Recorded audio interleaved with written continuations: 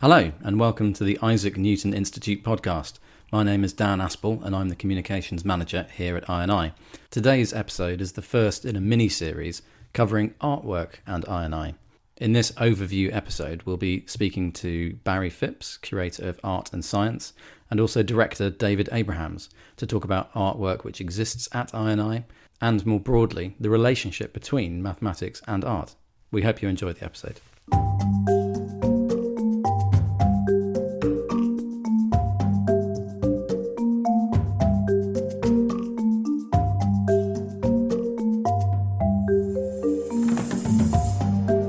So we're here on a Zoom call because unfortunately we're not allowed to be in the building at the moment. It's lockdown 2.0 in the UK.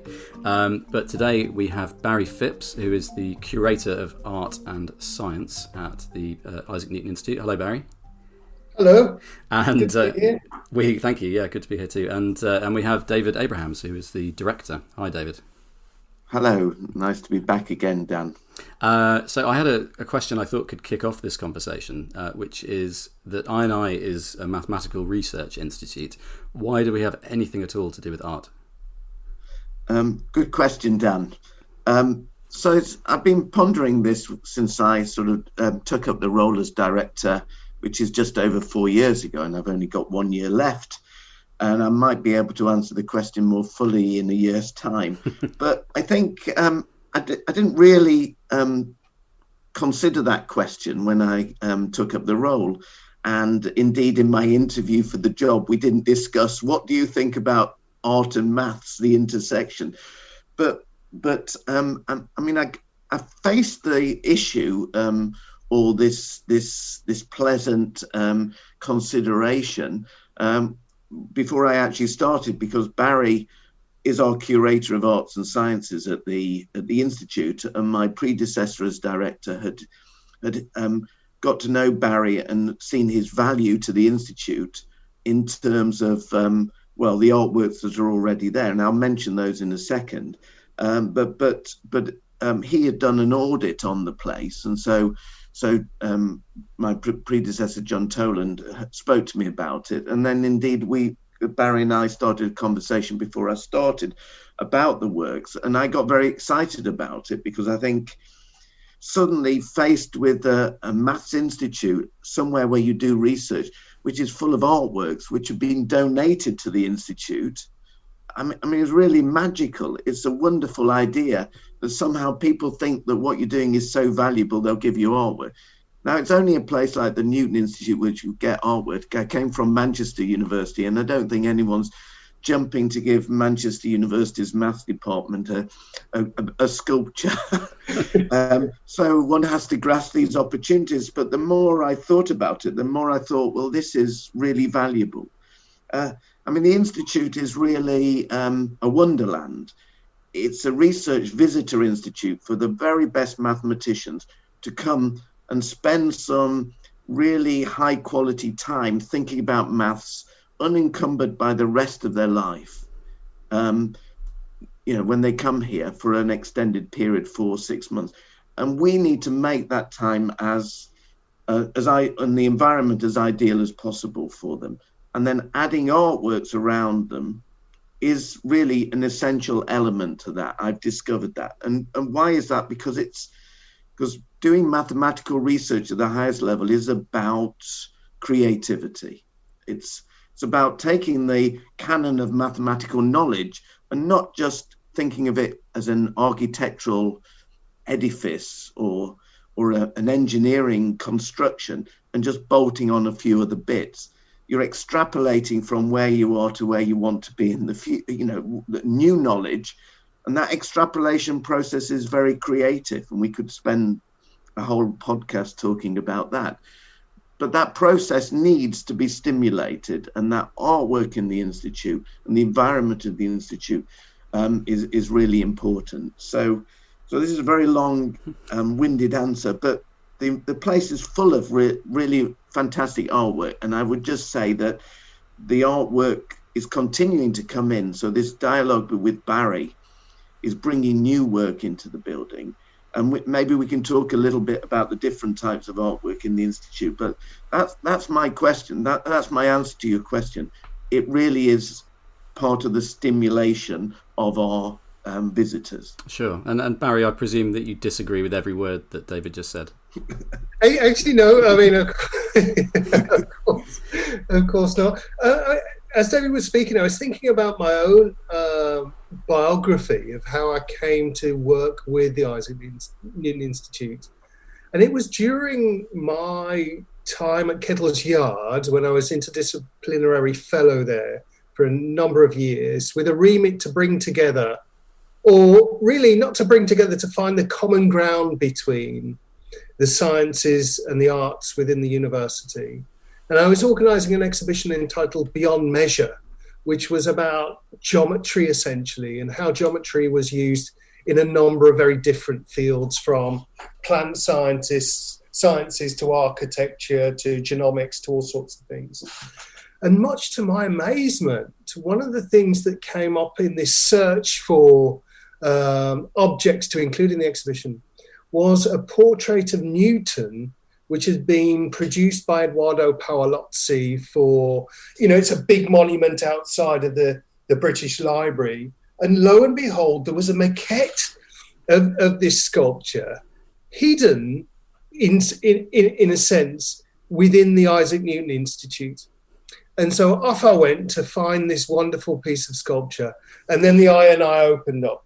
I think it was a little bit of a surprise to the Newton Institute that they had this really wonderful object. I mean, obviously they'd taken care of it, but the kind of the importance of the work hadn't really been brought to visibility.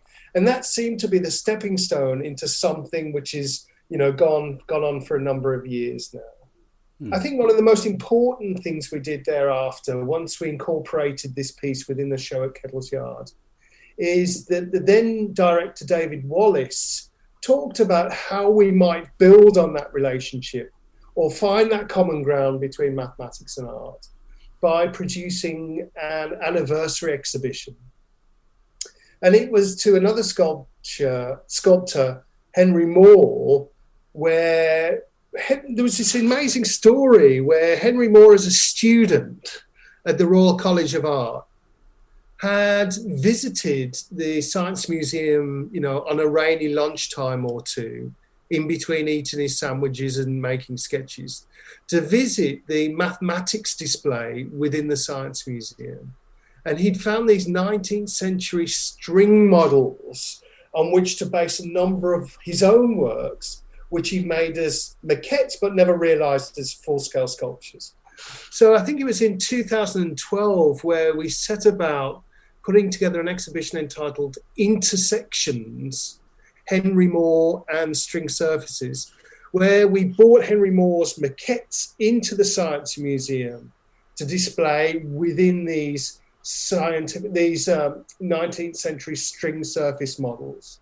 And we had a display at the Science Museum and then at the Royal Society in London. And so that was the first major exhibition that was organised within the Isaac Newton Institute. Is that something, was there precedent for that before? Have there been many examples of minglings of maths and art that you can think of before I became involved in this kind of show? I'm sure there are. I mean, but within my own interests, I think that was pretty novel, actually. And it garnered a great deal of interest at the time, I remember. And, we had lots of visitors. We had the BBC were interested in other people. So I think it went down really well. I'm sure there is a precedent because, nothing is unique. But I think it was really rather important in that respect. But then I would say that because I was, part of the organising team. So.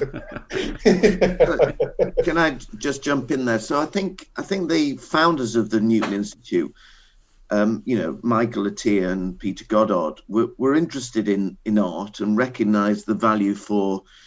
Well, I think they came at it from the point of view of maths and symmetry, this idea of symmetry and beauty.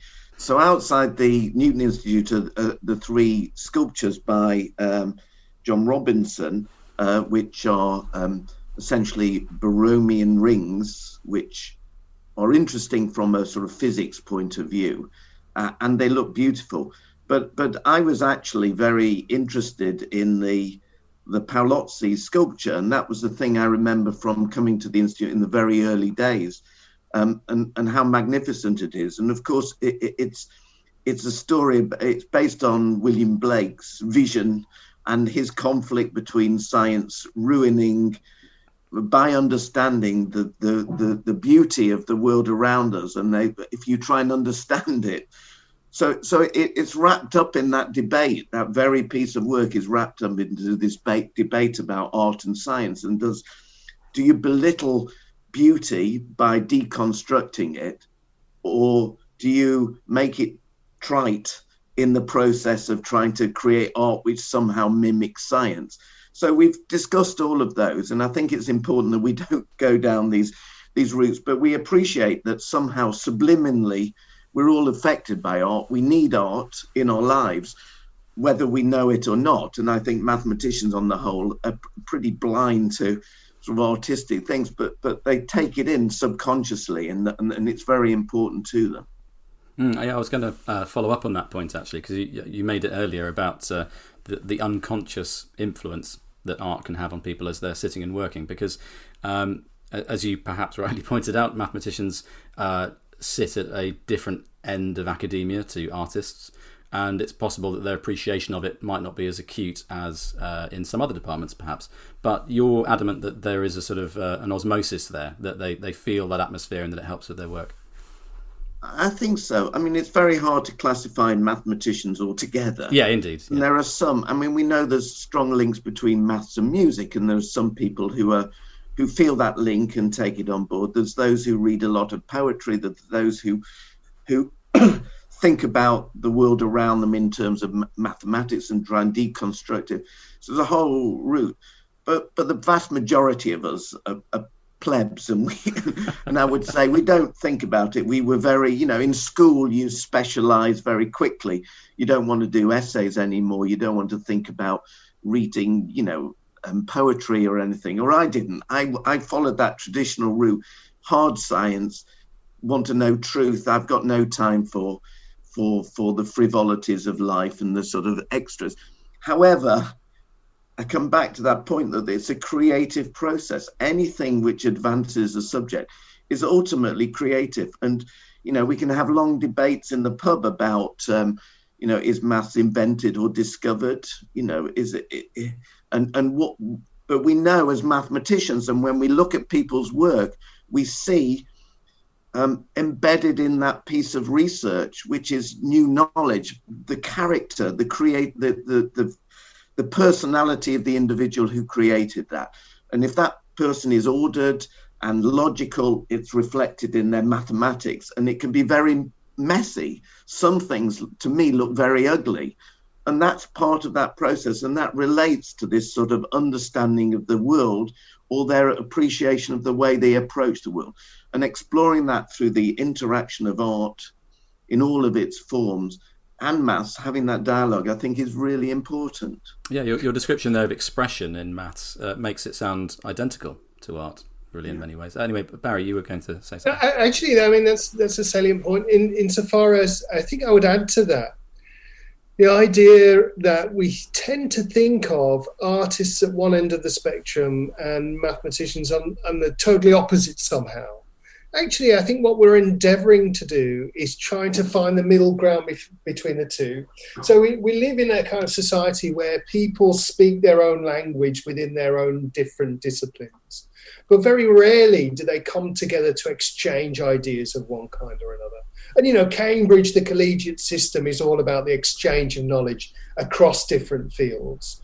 And so this kind of activity becomes a microcosm of that then.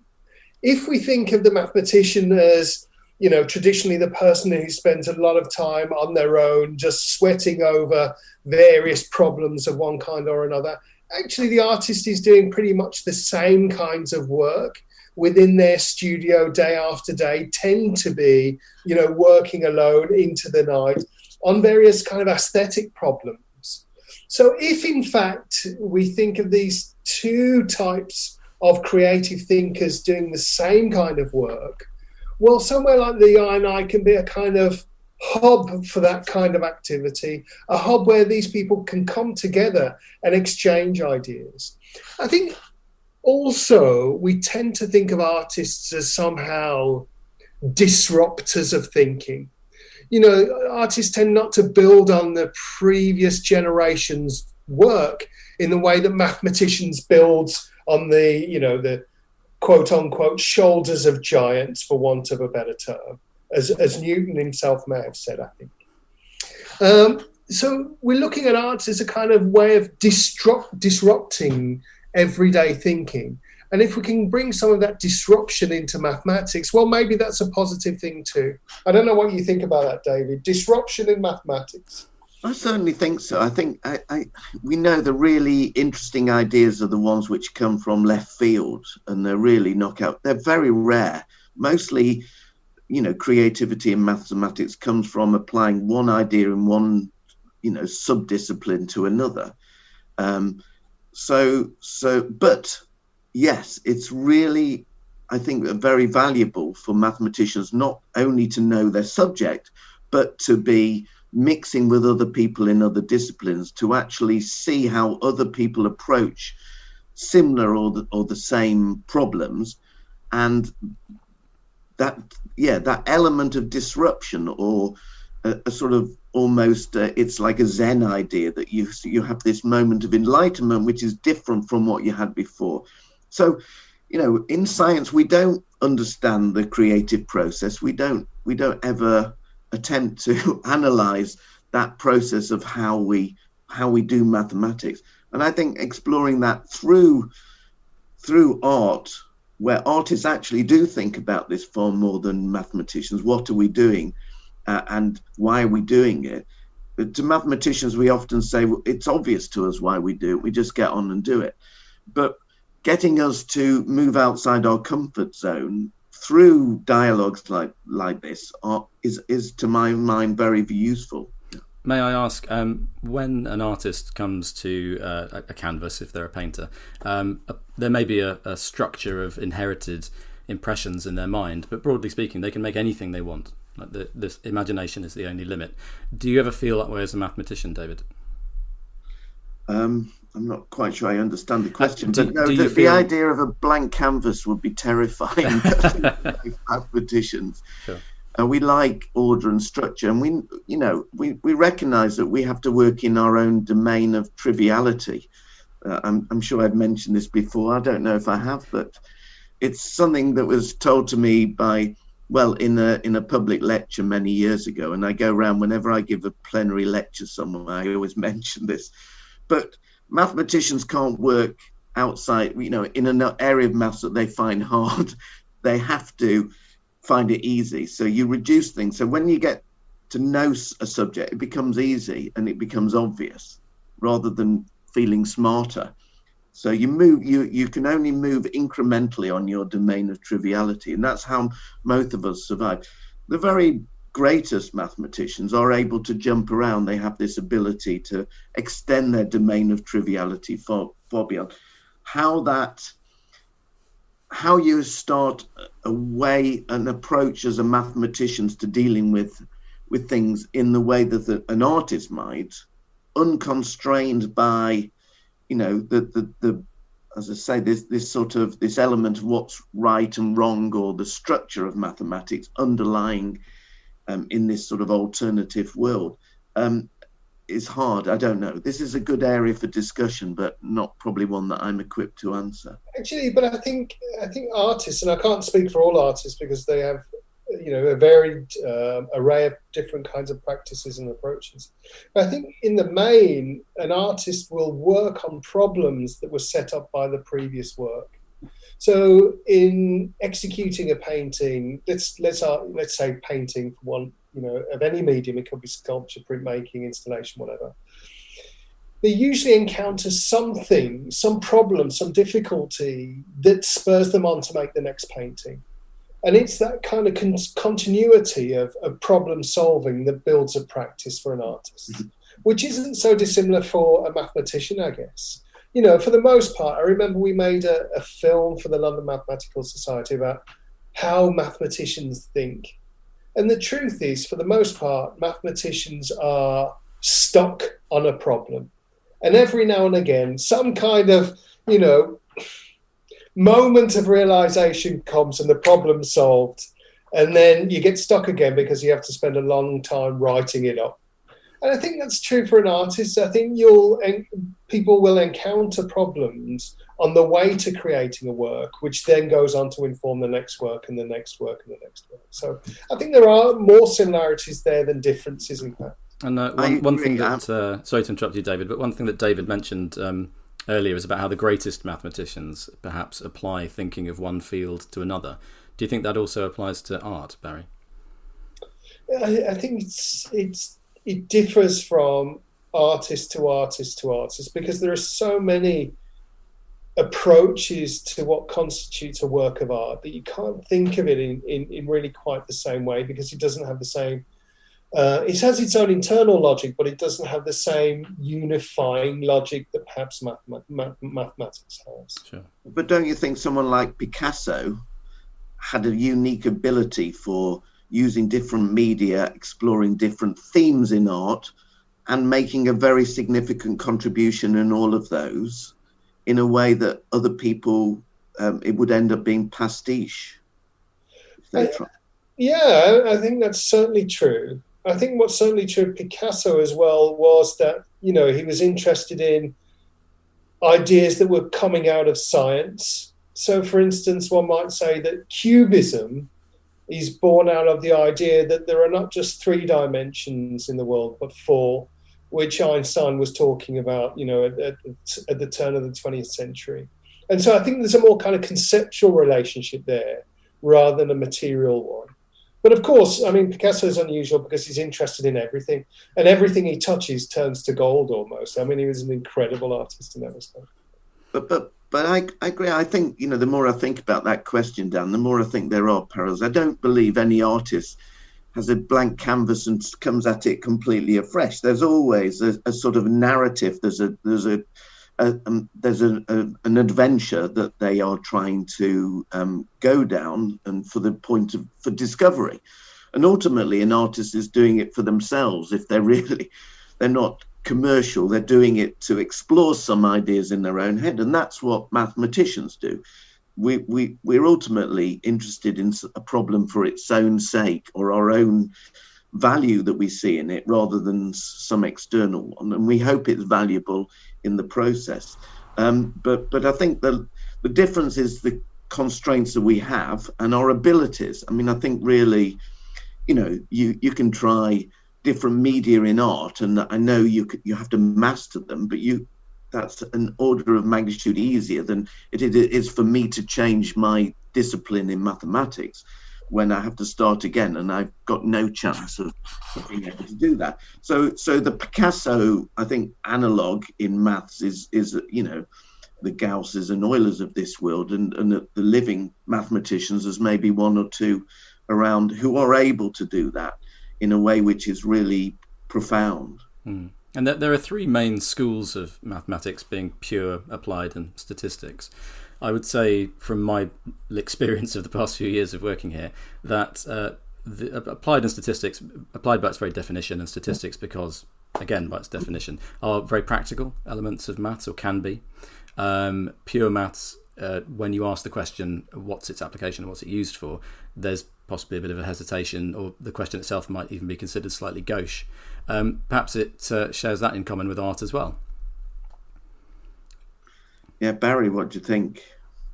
I'm always slightly nervous about talking about the difference between pure mathematics and applied mathematics.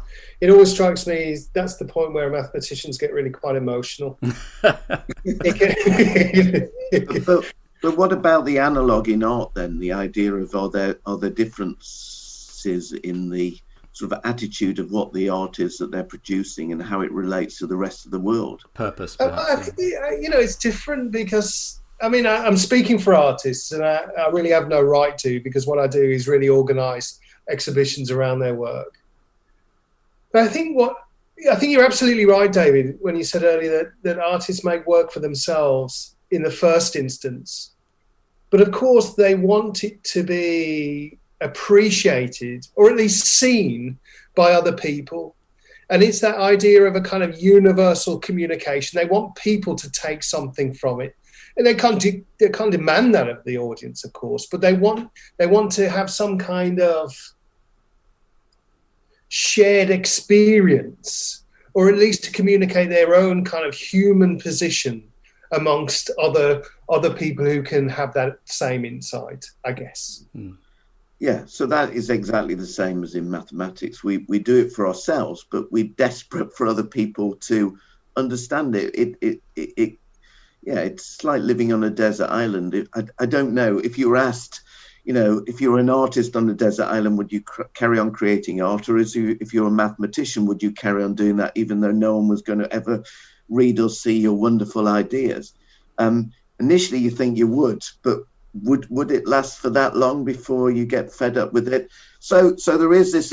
We want to communicate our work. We want other people to understand. So I think there are these similarities. But coming back, Dan, to the pure applied to statistics, you really are opening a hornet's nest here. I mean, most applied mathematicians explore the physical world, or this sort of world outside mathematics, using mathematics. So I'm not an engineer, I'm an applied mathematician. So I want to understand it through the mathematics. Once I've got the mathematics, I'm on comfortable ground.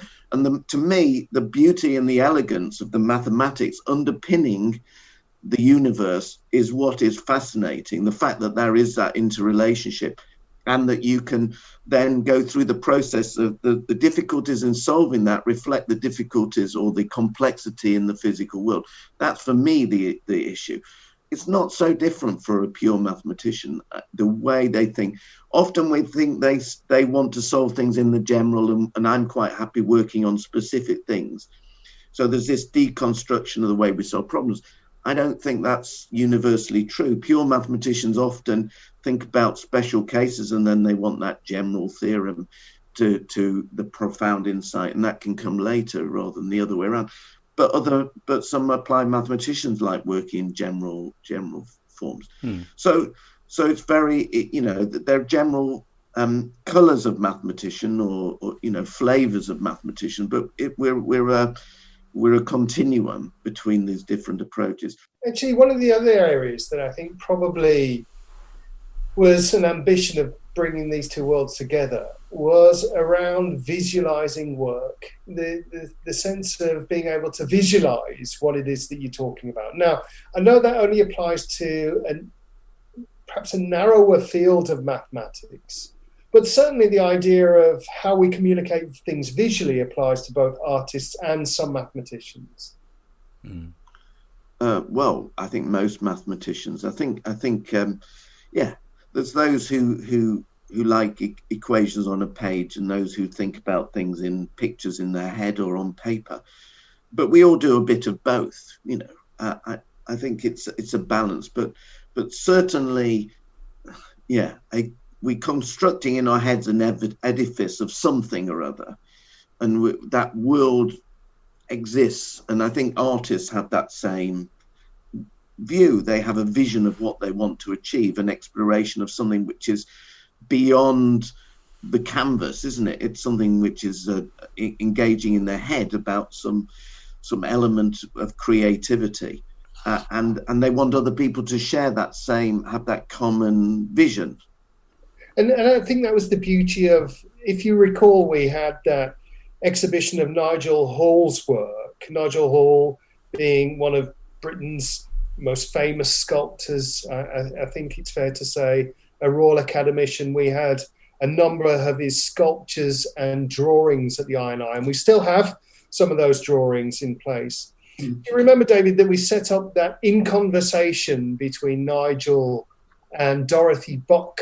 And Dorothy had made these incredible, just part of everyday mathematical thinking, makes these wonderful drawings. She'd probably be rather embarrassed that I was describing them as wonderful. But actually, they were as good as anything that I'd seen in an artist's studio, certainly. And that dialogue between the two of them about drawing in that sense, I thought was really, really very fertile ground. Yeah. So I think think that raises another point, is that the Newton Institute is not there just for mathematicians. I see it as a place for highlighting mathematics. And so it's outreach, its way of the people outside looking at us and understanding what mathematics is about, can be made easier through Barry's efforts in making art to reflect the conversations we have in mathematics. I think so that, that's a conversation exactly helped, I think, a lot of people who are neither artists nor mathematicians to understand a bit of what we're all trying to do. And I agree, it's, and it's beautiful in the process. So I think that's all part of the whole the aims of what we're trying to achieve long term in the Institute, and why our partnership with Barry is so important, I think, for this journey. So having mentioned that, Barry, we should talk about Andrei Hurchinsky's efforts at joining in the dialogue, because I think he's been a linchpin. And are you going to have him in conversation, Dan, at some stage? Well, it wasn't on the list of the 4 we had planned. Andrei Hurchinsky was one of the organisers of the Growth Form and Self Organisation programme, which was happened in recent years. Yes, tell me a little bit more about what he has added to the conversation. So I think Barry, so Andrei is I would say a very cultured mathematician. He comes from a family of mathematicians, and he's always thought about these questions of art, culture and mathematics, and sees them, in the European vision of the sort of intelligentsia, where you didn't segregate these topics. It's slightly different in this country. I don't think we have a history, except in Cambridge and Oxford colleges, of this dialogue across the intellectual disciplines. So he came in with a point of view, but he's an applied mathematician stroke physicist who's interested in the mathematics of growth, form and self-organization, as you say, the idea of describing the mathematics of living beings, objects, through the growth of the cell. So not at the biomolecular level, but on the sort of macroscopic level, the scale of us, and looking at how plants grow and why trees are the way they are, because of their structural needs, otherwise they'll fall over, etc. And so out of that, he wanted to have a workshop on the intersection between art and science. And it was a really splendid workshop. It was very interesting. And Barry was critical in helping us organize that to sort of set some of the conversation going. In particular, in the middle of it, we had a number of artists who came and gave short talks on what's driving them. And then we had a number of exhibition pieces, which then we could continue those discussions. So Barry might like to say a few words about that. Well, certainly within that program that Andrei organised, there was this fascinating endeavour to think about the mathematics of the work of art and to interpret them mathematically in a way that perhaps took a number of the artists by surprise, but deepened their understanding of what they were doing. So I remember during that program, we organised what was a really very extensive international exhibition, which included artists from all around the world. It was entitled Art as Form. And we had, I think, between 10 and 12 exhibiting artists, which included Peter Randall Page, Mela Shaw, Mark Francis and others, who curated their works around the Institute. And as you say, David, we had a whole day where they gave presentations about their work to both members of the programme within the INI, but also the broader audience as well. And I think one of the things that we haven't touched upon within this conversation, and you mentioned outreach, but perhaps this is more than outreach. And I mean, I'm not doing down outreach. I think it's crucially important. But the idea that we share audiences between the mathematical world and the fine art world, I think is crucial in bringing in new people to the INI, people who wouldn't ordinarily visit a mathematical institute, into the centre to listen to both mathematicians and artists speak within this kind of common conversation. And we've spoken about Nigel Hall and about this program workshop organised by Andrzej Haczynski. So we've touched a little bit on the past. I'd like to talk to you both about the present and the future. So if you could tell me the artworks around the building which you particularly enjoy, and we've mentioned the maquette already, and then possibly we could talk about what is coming in the months and years to come.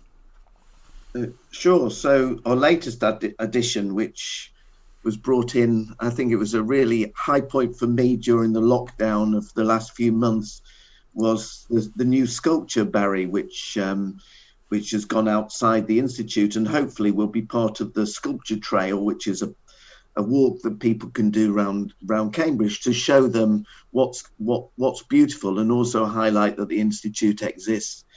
So Barry, do you want to say something about that new sculpture? I think we were very fortunate in having Bruce Gernand, who's a celebrated artist, donate a work to the Institute, and that work is entitled Star and Cloud, which was produced in 1999, which is something of a monumental work which extends the already very important sculpture collection at the INI by sitting within the space between the INI and the larger Cambridge Mathematical Institute. Is that what it's called, the Cambridge Mathematical Institute? It's not, is it? What's it called? CMS? Centre for Mathematical Sciences. So I think that was really, that was extraordinary, really. I think it was both extraordinary of Bruce to think his work should live the rest of its life, as it were, at the INI, and for the INI to be so open to receiving that kind of gift, I think. So it was remarkable. And what was, as David says, even more remarkable was we somehow managed to make that happen in the depths of lockdown, which was quite a triumph, really. Yeah. So there's that, Dan. But I think also, we thanks to Barry's help, being very engaged with the artists, he can show artists the value of either donating their work to us or giving us a good affordable rate of buying some of their artwork, or putting things on long-term loan in the Institute. So gradually, over my 4 years, I think we've put in quite a few pieces, haven't we? And they're quite exciting. I mean, I love the Mark Francis pieces that, a legacy of Andre's workshop, which are still in our building. And indeed, we had another sort of a wall of 6 or 8 of them, which looks magnificent. And they've really, as I say, improved the feel of the place and made it more conducive to creative thought. One of my favourite pieces, actually, is a piece by David Nash, who's a remarkable sculptor. He made a work entitled Wooden Boulder over 30 years ago. And when I say made the work, it's a work that speaks of geometry in the purest sense, because, it's about measuring the earth in a different kind of way. And I think people should, rather than having me talk about it, people should definitely come and see that work. I mean, I could speak about it more if you wanted me to, but I think seeing that work is definitely worth a visit.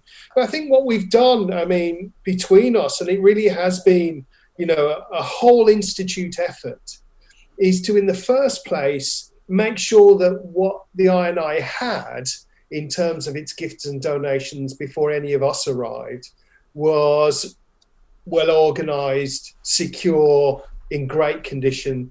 I mean, we built cabinets specially to house some of these. What are now treasures, in fact, assets to the INI. We've also developed a contemporary collection of works of art which are now populated throughout the Institute, and we're expanding on that, really, through the generosity of artists and others. And then what I think is even more novel, and this represents the future, is that hitherto we've worked with the so-called traditional arts of painting, sculpture and print. But in recent years, we've had John Kinsella, who is our artist associate, a poet, a world-famous poet, who would spend, hours after hours in the library speaking with mathematicians, and we produced a book of his poetical works. We now have Ewan Campbell as an artist associate who's a composer working in Cambridge. He's director of music making at Murray Edwards College and Churchill College. And he's looking to build quite an extensive and experimental program in the next year or two, certainly. And then from out of that, we're now talking about whether we could perhaps even have a weaver in residence, as it were, because of that, we're trying to find new links between mathematics and other disciplines. And those disciplines can be anything from design to music to poetry and beyond. So I think what we're trying to do is encapsulate the widest possible audience for the arts and place them within this institute, which was designed for mathematics, but has become much, much, much more than that now. Well, thank you very much for that, Barry. And you've raised a few names of people who hopefully we'll be speaking to in future episodes in this series. So that's an excellent plug. David, did you have any final thoughts? Well, you asked about the future. Yeah. So just to mention, as Barry said, we've now got Ewan Campbell as our artist in residence and musician in residence. And we're going to be doing some events, and I'm sure you're interviewing him, aren't you, as one of your follow-up podcasts? So you'll find out more. But coming back to Andrei Hutchinsky, just before lockdown, Barry, Andrei, and I really had brought together a group of mathematicians to think about a grant proposal for a program of activities in the next few years, funded by the National Science Foundation and probably within the Institute itself, for really engaging on some of the questions we've discussed here today. And so we had a fantastic meeting. It was a wonderful meeting, and it's one of the high points of my role as director. And it was just a few days before lockdown. We just managed to get it in. And the grant process is going through now with Andrei.